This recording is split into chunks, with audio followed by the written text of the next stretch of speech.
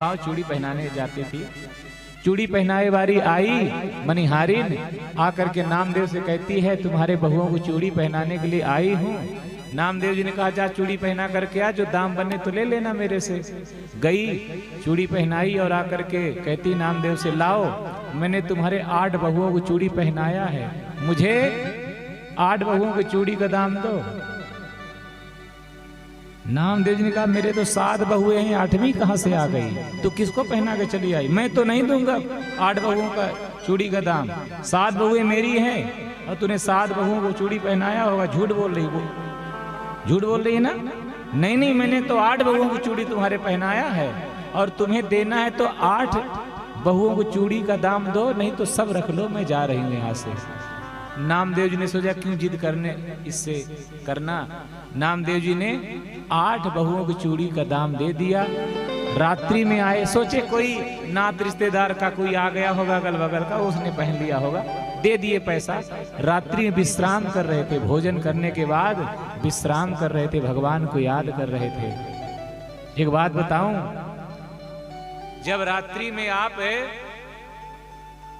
दिन भर कुछ भी करो आप, और जब रात्रि में आप भोजन कर लो तो 2 मिनट 5 मिनट बैठ करके एक आसन पर, चाहे मंदिर में बैठो, घर में मंदिर हो चाहे मंदिर बैठो, चाहे अगल बगल में आपके जो है तो कॉलोनी मंदिर हो वहां जाके बैठो, और दिन भर के संपूर्ण दिन के दिनचर्या के बारे में आप याद करो कि आज हमने क्या अच्छा किया, आज हमसे क्या अपराध हुआ, आज हमसे क्या अच्छा हुआ, क्या आज हमसे बुरा हुआ।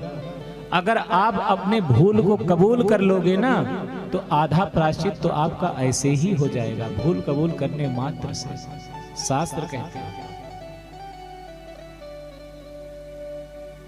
ये नामदेव जी जो है लेटे थे, भगवान को याद कर रहे थे, ठाकुर जी को याद कर रहे थे। जैसे इनको झपकी लगी वैसे राधा रानी इनके सामने आकर के खड़ी हो गई और राधा रानी ने कहा, बाबा इतना क्यों सोच रहे हो? कृष्ण को आप क्या मानते हो? बेटा मानते हो ना? तो क्या मैं आपकी बहू नहीं लगती?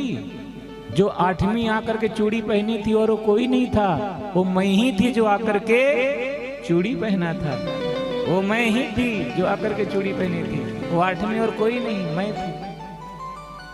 कहने का मेरा भाव बस यही है कि एक भाव लेकर के भगवान के पास में रखना चाहिए, जाना चाहिए। आजकल तो हमें पूजा करना भी नहीं आता है। हम लोग